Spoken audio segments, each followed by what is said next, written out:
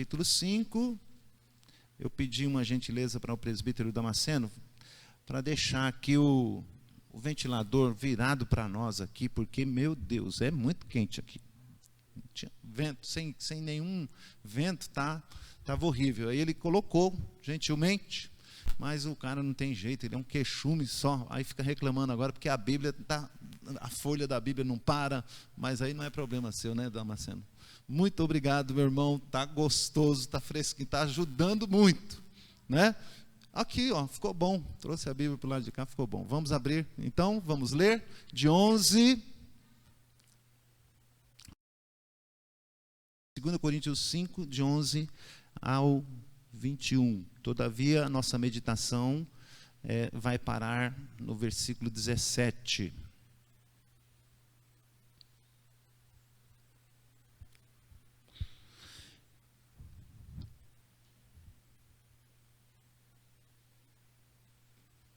E assim, conhecendo o temor do Senhor, persuadimos os homens e somos cabalmente conhecidos por Deus. E espero que também a vossa consciência nos reconheça.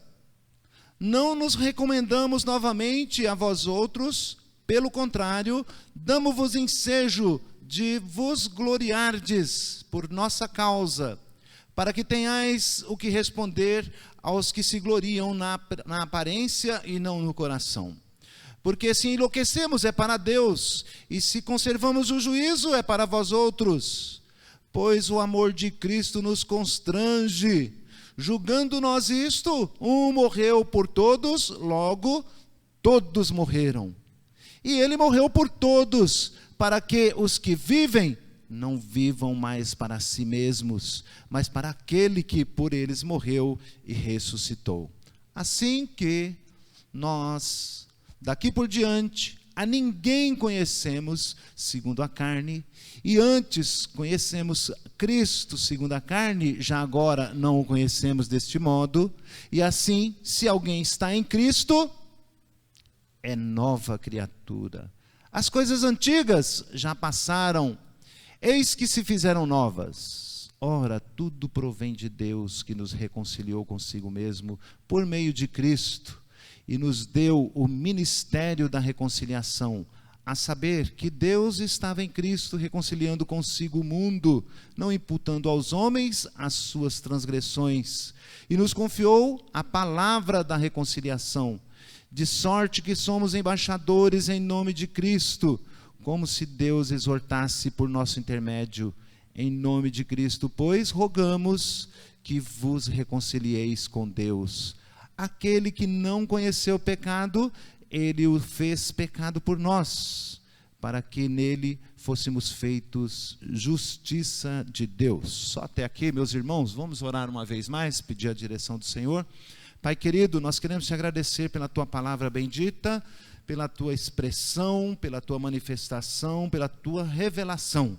E agora rogamos que da mesma maneira que tu inspirastes os sagrados escritores, também agora derrama do poder do teu Espírito Santo, iluminando-nos a mente e coração para compreender com clareza a tua palavra, a mensagem do Senhor nesta noite. No nome santo de Jesus que rogamos.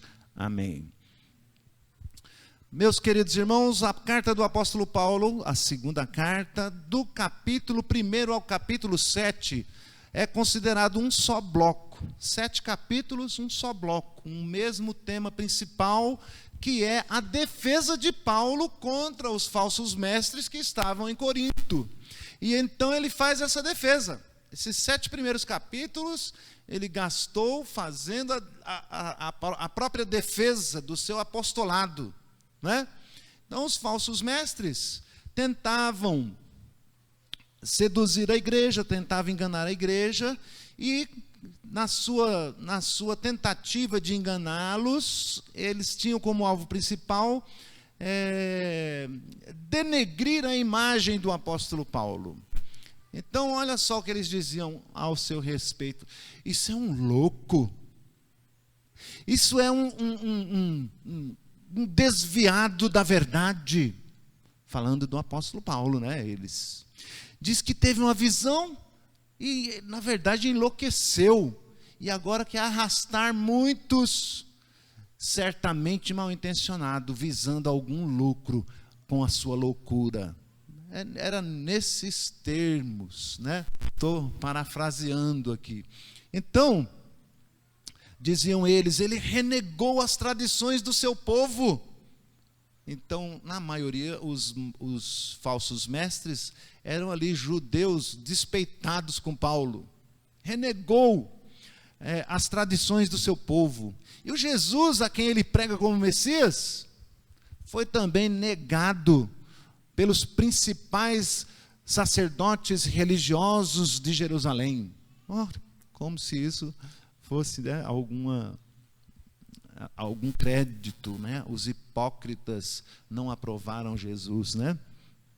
Assim, ele segue enganando e sendo enganado, diziam a respeito do apóstolo Paulo, dizendo que a sua motivação era provavelmente financeira, ganhar muitos adeptos para arrecadar fundos e dinheiro. É uma acusação que também certamente nos fazem, né, como cristãos. Esse pastor, ele está roubando seu dinheiro, né? A gente já ouviu isso muitas vezes, né? No meu preparativo, eu tive que fazer primeiro o EJA. O EJA é uma escola de jovens e adultos. Não estudou quando criança, agora foi tentar correr atrás do prejuízo já depois de velho, né? Aí lá tinha uma moça. E então, mas você está estudando para quê? Eu falei, para fazer teologia. O que é? Mas que vai ser o quê, teologia? Eu falei, vou ser pastor. Ah, dá bastante dinheiro, né?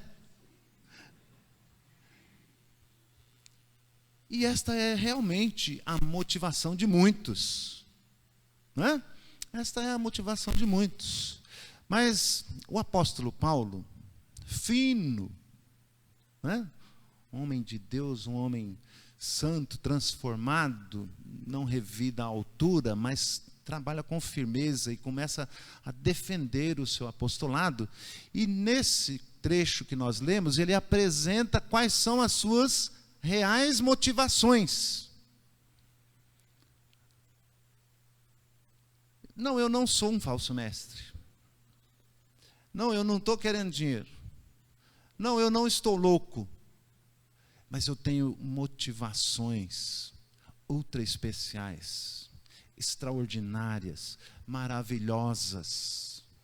E eu quero perguntar para você, diante de um dia de posse, de eleitos e de nomeados, qual é a tua motivação para servir o Senhor? Você que por infortúnio não está dentre os nomeados ou eleitos, qual é a tua motivação? Às vezes até recebeu o convite, mas disse, não, eu não, manda outro. Qual é o teu dom, qual é o teu talento? E por que não está a serviço do Senhor? Qual é a motivação, afinal, para servir a Deus? Então nós vamos aprender aqui com o apóstolo Paulo, com a palavra de Deus inspirada, qual deve ser a nossa motivação. E depois nós vamos fazer esta avaliação, esta análise. Rapaz, com essas motivações eu não posso ficar parado. Esse é o objetivo da nossa mensagem nessa noite. E assim, vejamos. Quais eram então essas motivações? O que Paulo nos ensina? A primeira motivação então do crente, Paulo apresenta no versículo 1, só na parte A, nós vamos ler o seguinte: conhecendo o quê? Pode ler aí, por favor. Eu quero que você participe, porque se eu ficar falando muito sozinho aqui, você vai... Ai, pastor, estou cansado já. Aí começa a dar aquela pescadinha assim. Aí fala assim, eu estou orando, pastor. Irmãos, o que está escrito? Conhecendo o temor de Deus. Conhecendo o temor de Deus. O que ele faz? Persuadimos os homens. Era o trabalho de Paulo. O que ele estava fazendo? Pregando. A sua pregação para persuadir Aí os falsos mestres estavam acusando ele de louco, de apóstata, de herege, de interesseiro. E ele fala assim: não é nada disso. Eu conheço o temor de Deus, por isso quero persuadir as pessoas. Então, esse temor de Deus, vamos colocar aqui como primeiro ponto. Conhecer o temor de Deus é a motivação primeira que o apóstolo Paulo apresenta, que deve ser também para nós. Mas este conhecer, ou o conhecimento do temor de Deus, ele divide aqui em 4 tipos, ou 4 aspectos. Então, preste atenção para você não se perder aí na homilética, né? Primeiro ponto é o conhecimento do temor de Deus, que se divide em 4 aspectos. Vou falar primeiro desses 4 aspectos, mas esta é a motivação, o conhecimento do temor de Deus. Então, a divisão, né, em 4 aspectos, onde a primeira é, bom, se eu conheço o temor de Deus, o pressuposto disso é que, em primeiro lugar, eu conheça a Deus. Primeira coisa, então, nesse conhecimento do temor, é conhecer a Deus. Você conhece a Deus tal como Ele é? Você conhece? Meus irmãos, quero dizer que, embora Ele se revele em toda a natureza, Ele se revela numa flor, Ele se revela na grandeza do mar, do universo, nas estrelas, nos planetas, no animal, quantos vislumbres maravilhosos. Ao observar a natureza, Deus está se revelando ali. A sua grandeza, o seu poder, a sua glória, a sua majestade. Os céus, sem dizer uma só palavra, proclamam a sua glória. Ao observar o homem, os olhos, que coisa tremenda, os ouvidos, o cérebro humano, que coisa maravilhosa é essa? Obra do acaso, dizem alguns. As células resolveram se ajuntar e se aglutinar e formar um pulmão, e formar um coração, e formar um estômago para digerir o alimento e distribuir por todo o corpo, tudo por acaso. A glória de Deus é manifesta na criação. O Todo-Poderoso, o Criador de todas as coisas, mas também se revelou de uma maneira específica, singular, maravilhosa, na sua palavra bendita. Ele diz quem Ele é, Ele diz como é que Ele quer, Ele diz que está irado conosco, e é terrível cair nas mãos desse Deus Todo-Poderoso. Ao observar todas essas coisas, ao ler a Santíssima Palavra, e conhecer a Deus como Ele é, envolve, e impele, não é? A que nós nos curvemos diante dEle, e o temamos. Temível e terrível coisa é cair nas mãos do Deus vivo. Então, meus irmãos, por que você vai servir a Deus? Por que devemos servir a Deus? Porque eu o conheço e Ele é temível. O temor de Deus é o princípio da sabedoria. Quer receber sabedoria do alto? Comece a temendo a Deus.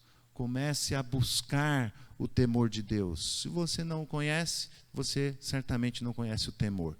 Se você conhece o Senhor, certamente você o teme.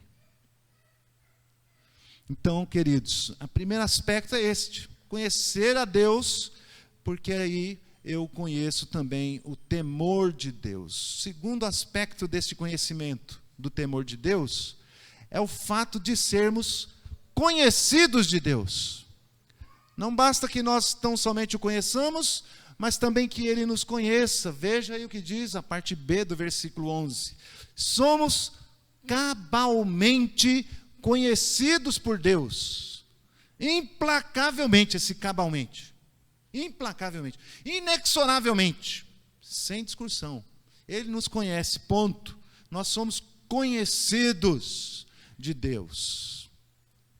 A primeira atitude do homem, quando pecou, quando caiu, foi se esconder. Melhor dizendo, tentar se esconder de Deus. Lé do engano. Impossível. Davi nos fala dessa inescapabilidade, ou seja, não dá para escapar da presença dele. Feche os seus olhos por um instante. Não vai dormir. Feche os seus olhos. Eu vou ler. Eu não achei nada melhor para dizer, para falar, que não o Salmo 139, quando Davi fala dessa inescapabilidade da presença de Deus. Senhor, tu me sondas e me conheces, e sabes quando me assento e quando me levanto.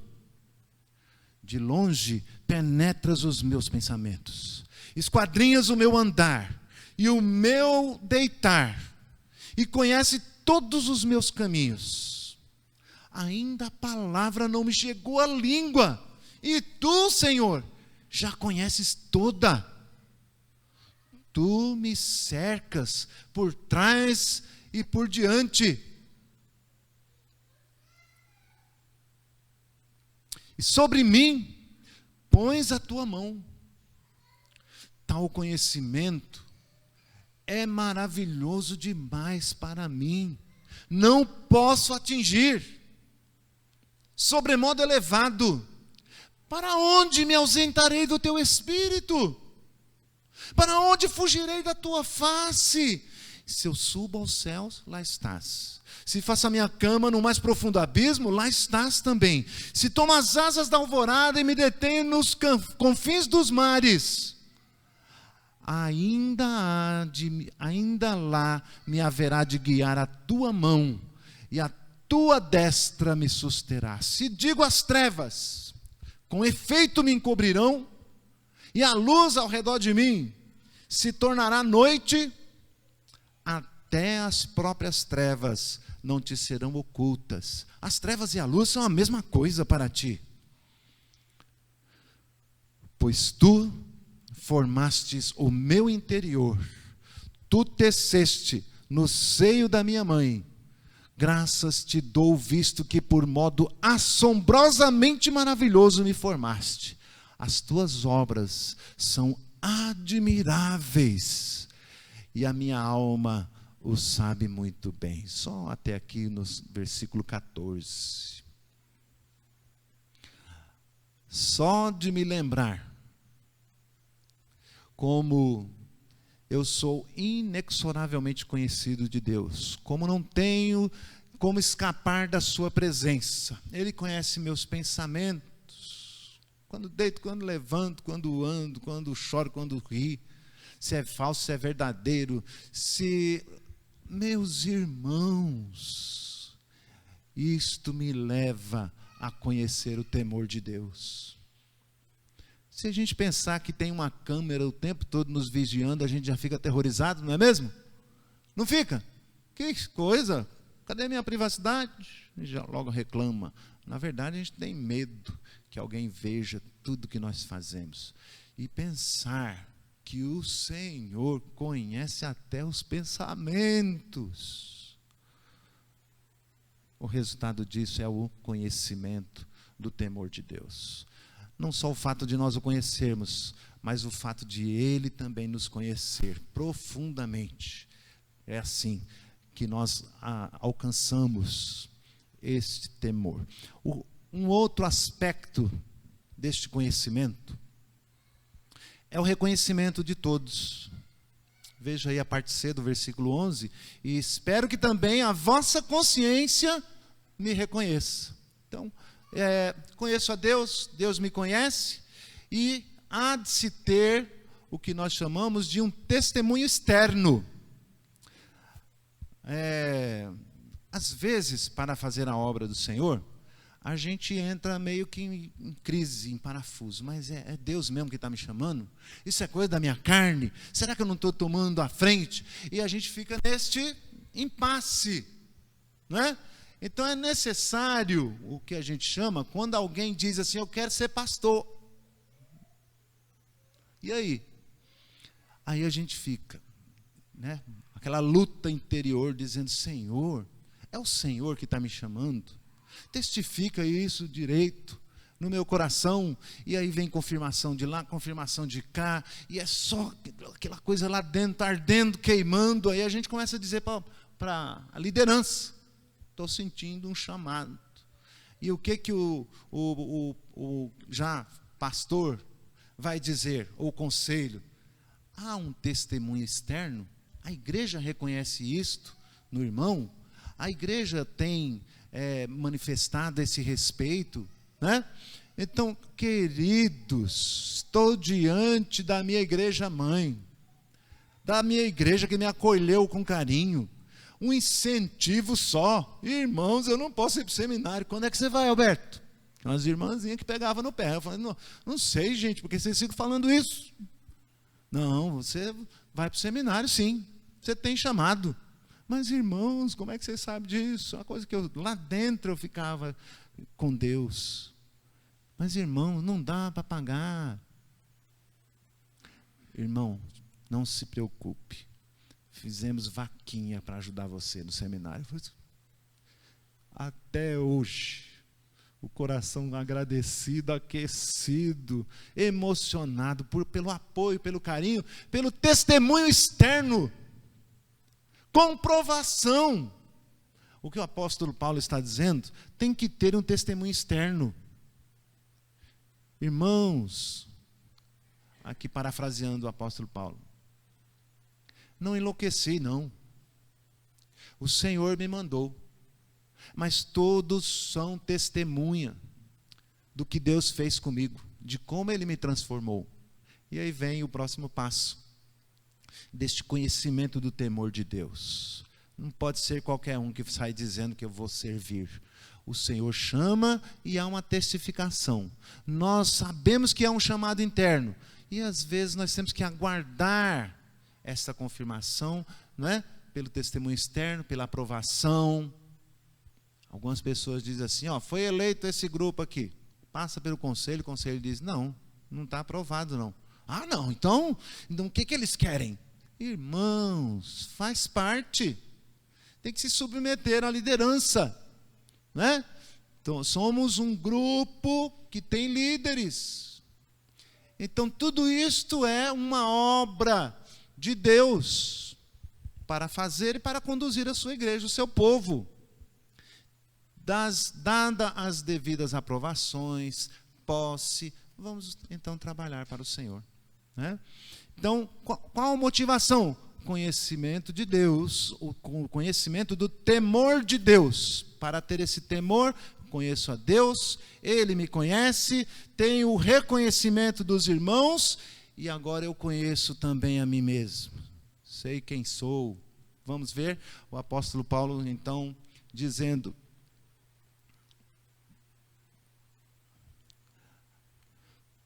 Versículo 12, não nos recomendamos novamente a vós outros. Vou explicar só essa primeira parte aqui, já para a gente entender o que ele está falando. Não me recomendo novamente a vós outros, quer dizer, eu não estou me autoelogiando. Eu espero que a consciência de vocês reconheça, porque eu não estou recomendando a mim mesmo.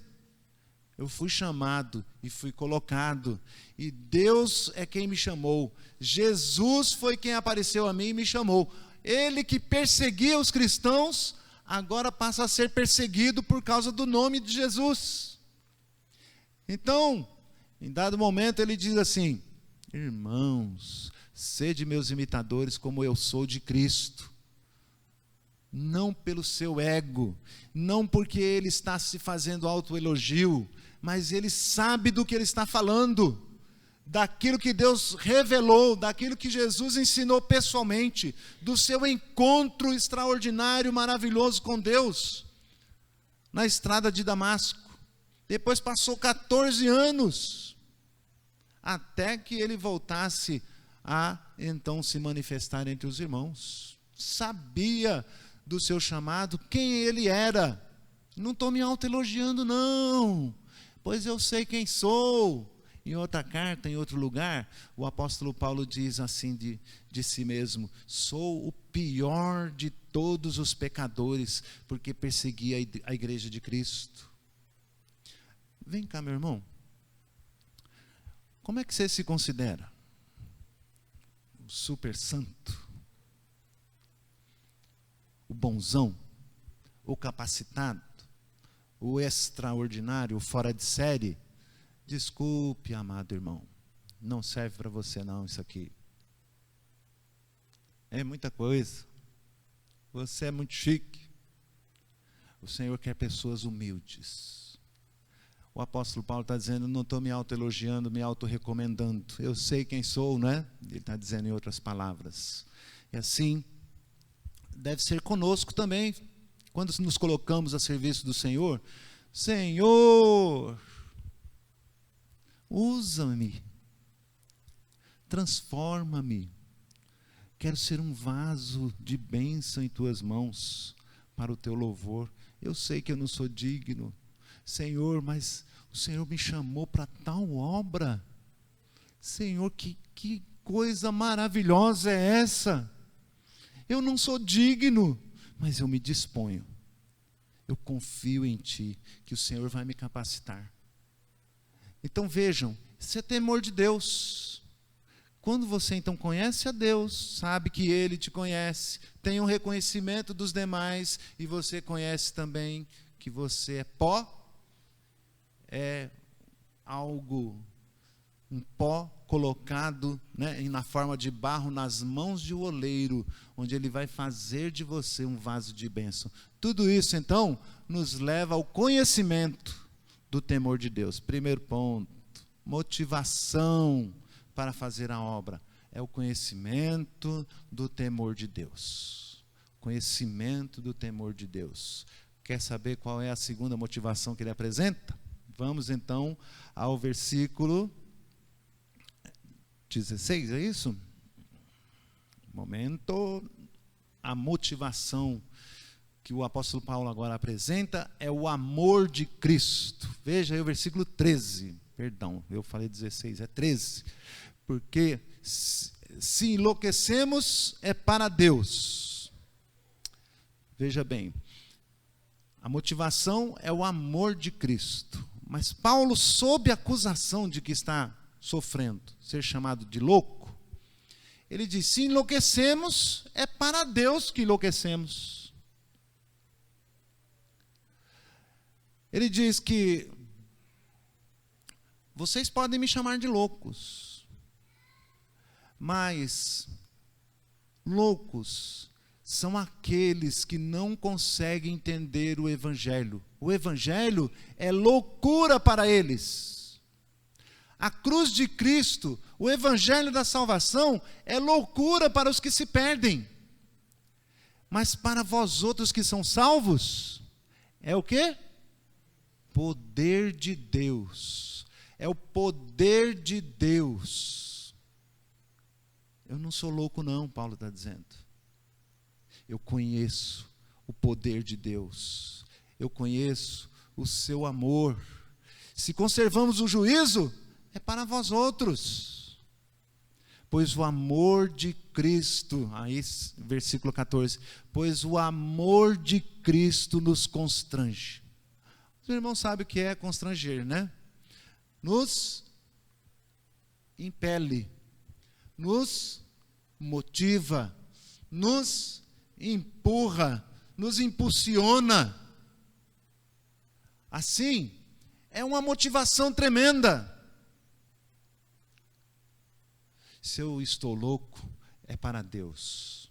Se eu preservo o juízo, é para vós outros. Porque a minha motivação não é dinheiro, não é status. A minha motivação é o amor de Cristo. O amor de Cristo me constrange.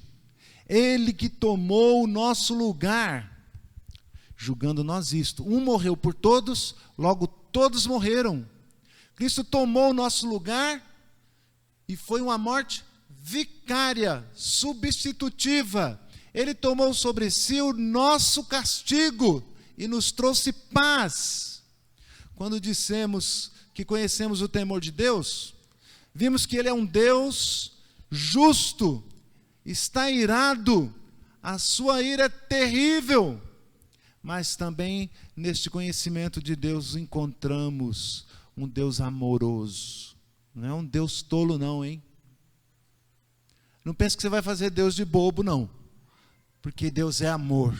Ele não é amor? Então pode. Qualquer coisa pode. Pega até a musiquinha do Milton Nascimento. Toda forma de amor vale a pena. Porque Deus é amor. E aí os irmãos sabem o que isso significa. Toda forma de amor vale a pena, como se Deus fosse ministro do pecado. O amor de Jesus que nos lava e nos purifica dos nossos pecados com o objetivo de nos santificar. E não para nos dar passaporte para o pecado. O amor de Deus nos constrange. A ira dele está posta para destruir. Mas ele nos amou a tal ponto de tomar o meu lugar e receber o castigo que nos dá a paz.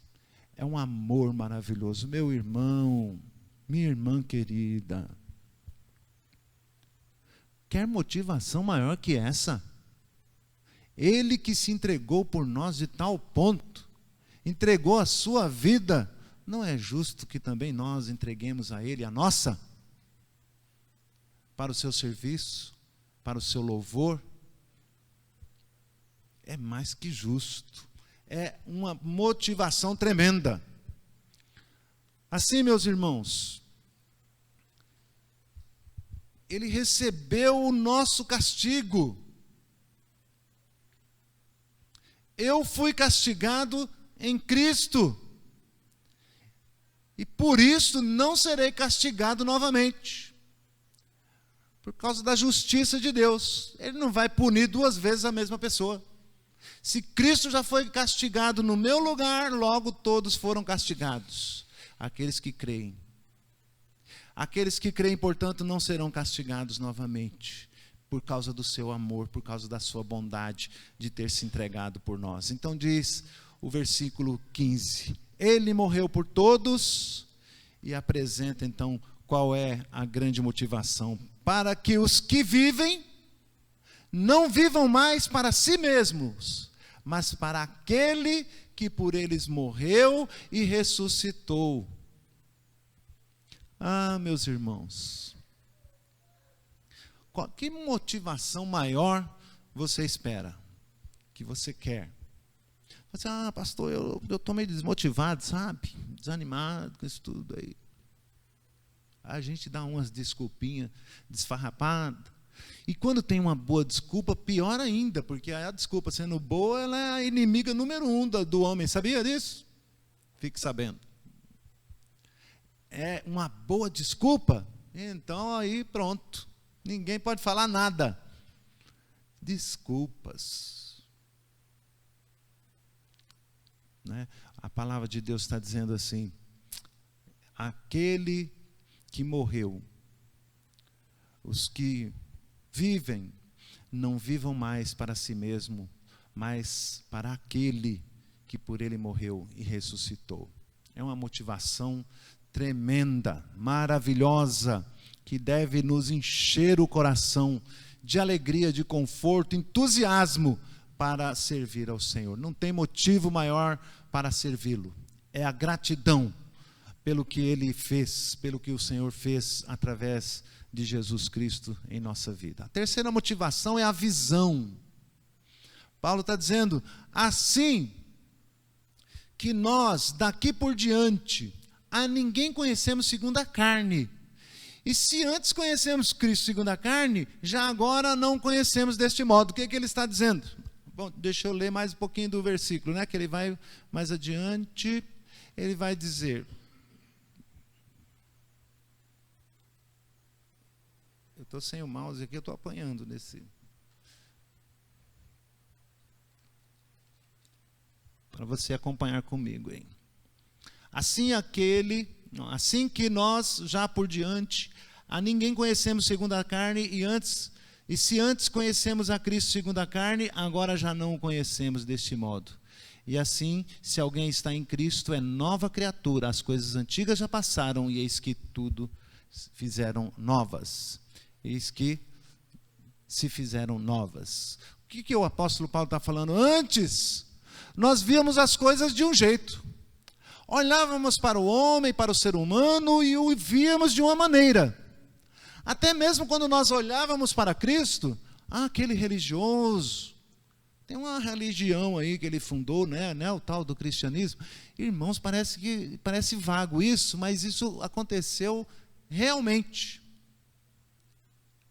Às vezes, a gente encontra pessoas que não sabem o que é o cristianismo. Já ouvi falar nesse Jesus aí, né, é o fundador, né?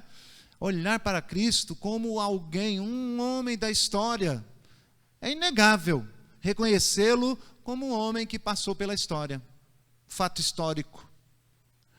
Mas como diz o apóstolo Pedro, tu és o Cristo, o Filho do Deus vivo, tu és o Messias, a quem nós esperávamos, aquele que havia de nos salvar, de nos libertar, de nos transformar, aquele a quem nós esperávamos, porque estávamos mortos nos nossos pecados e delitos, e Ele nos trouxe vida.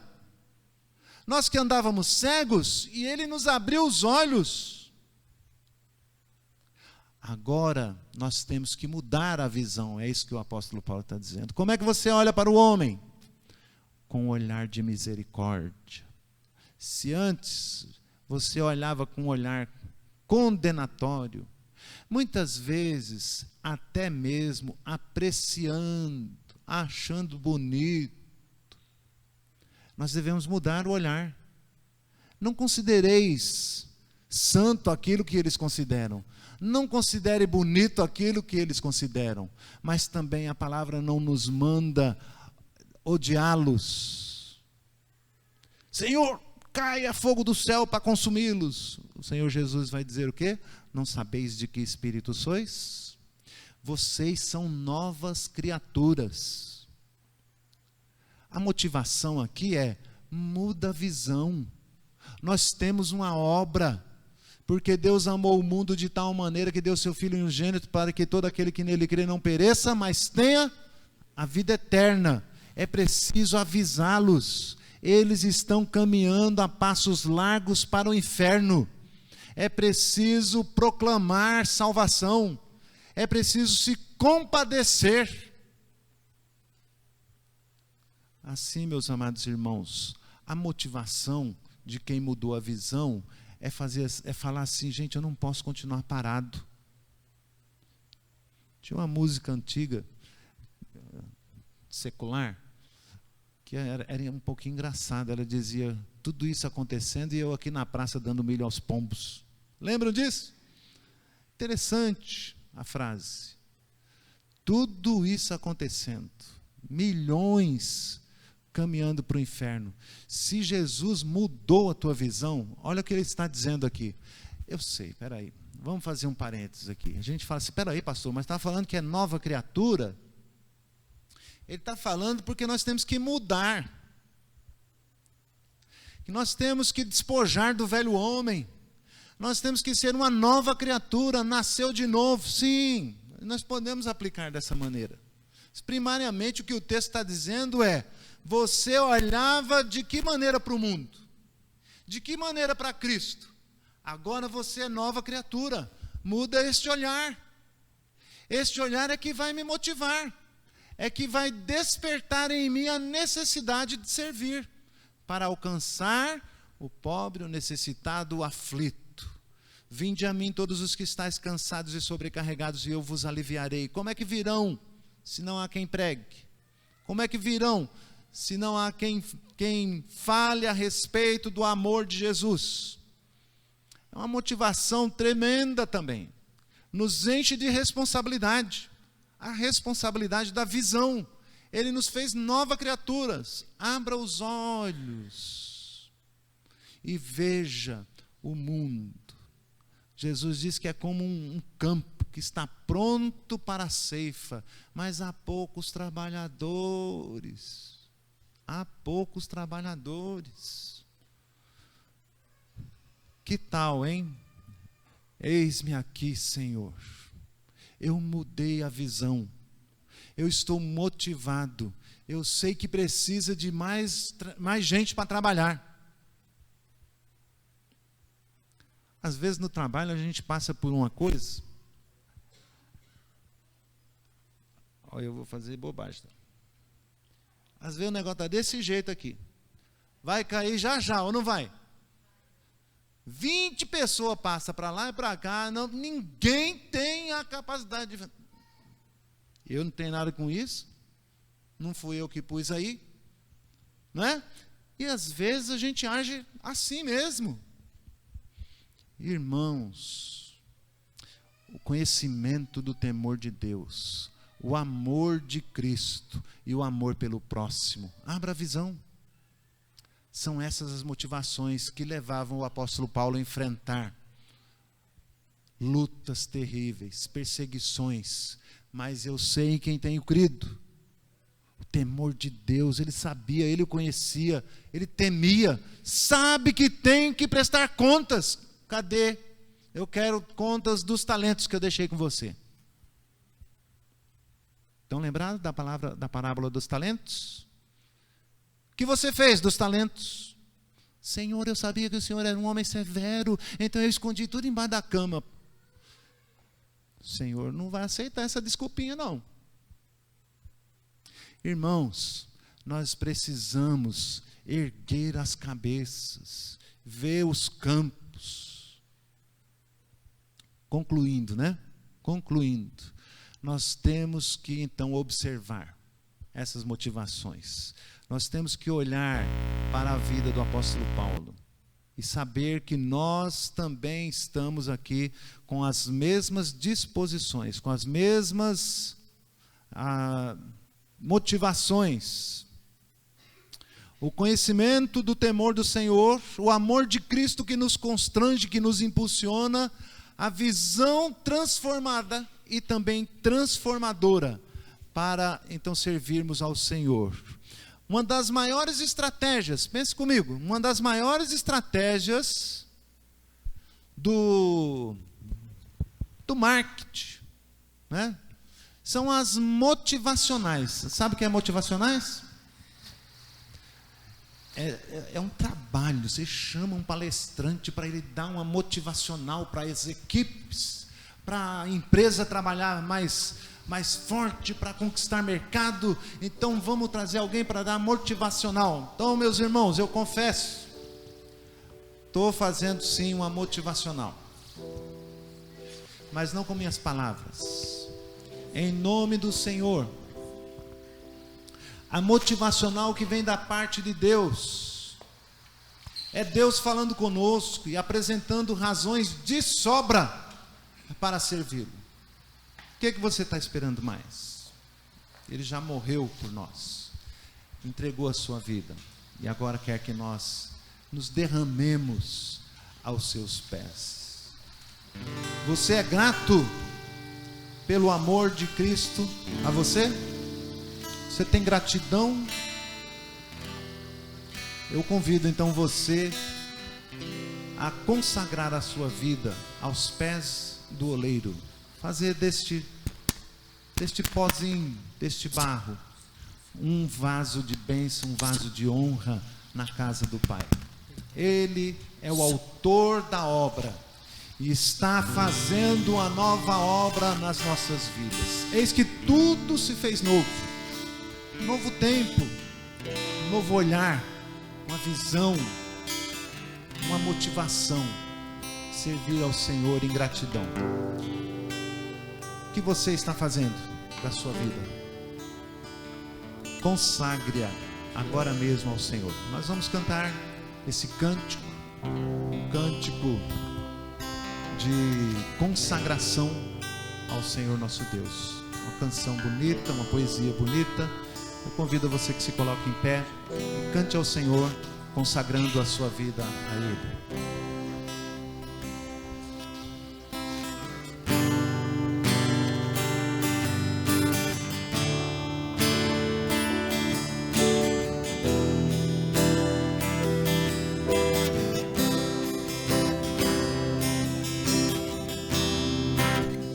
Vaso de alabastro é o que tenho de valor. Mereces muito mais, mas quebro aos teus pés, Senhor. Tu és maravilhoso, mais que o óleo precioso. Toda a minha alegria e o meu desejo está em ti. O teu sangue por mim se derramou, minha vida eu te dou,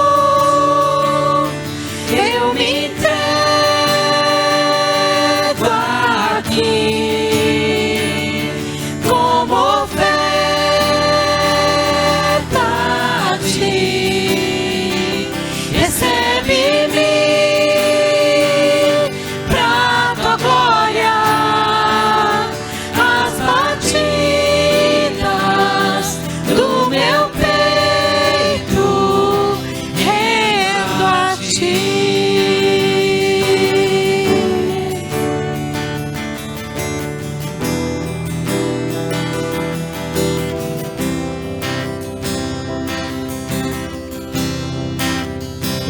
O que me resta é o que tenho de valor.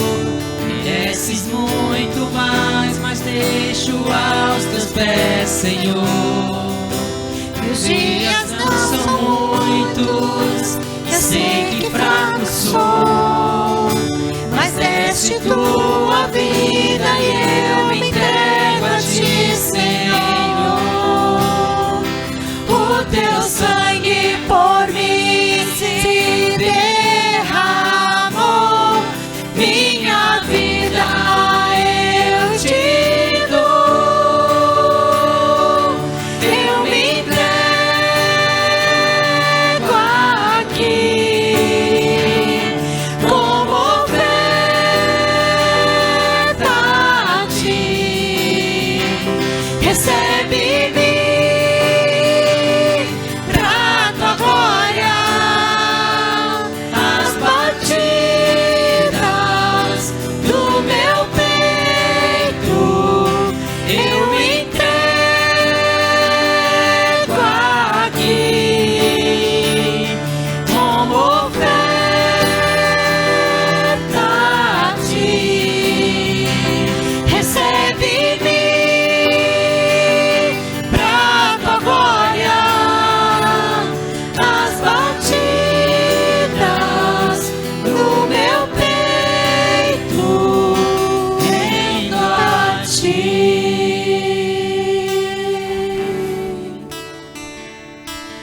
Nosso Deus, nosso Pai eterno, nós te rendemos graças, Senhor Deus, pela tua palavra bendita. Rogamos, ó Deus, que ela fale firmemente aos nossos corações, nos despertando, nos motivando, nos impulsionando para fazer a tua obra. Rogamos, ó Deus, por graça e misericórdia, que tu te apiedes de nós. Nós nos consagramos a ti e nos colocamos em tuas mãos. Nos dispomos para o teu louvor e para a tua glória e para o teu serviço. Senhor bendito, não olhes, ó Deus, para nossas fraquezas. Olha para nós com um olhar de misericórdia e capacita-nos a cada um. Toca nesse instante, Senhor Deus, despertando o teu povo para fazer a tua obra em meio a este mundo tenebroso que tanto necessita de luz. E a tua palavra nos ensina que o teu povo é luz e sal da terra, para que possa iluminar, dar tempero, dar gosto, dar sabor à vida. Ó Senhor Deus, usa-nos como instrumentos em tuas mãos para o teu louvor. E que a graça e a paz do nosso Senhor e Salvador Jesus Cristo, o amor de Deus, o nosso eterno Pai, e as ternas consolações do Espírito Santo de Deus sejam com esta amada igreja, não só hoje, mas para todo sempre. Amém. Podeis assentar, meus amados. Continue na oração, mostrando a sua vida ao Senhor em resposta à sua palavra.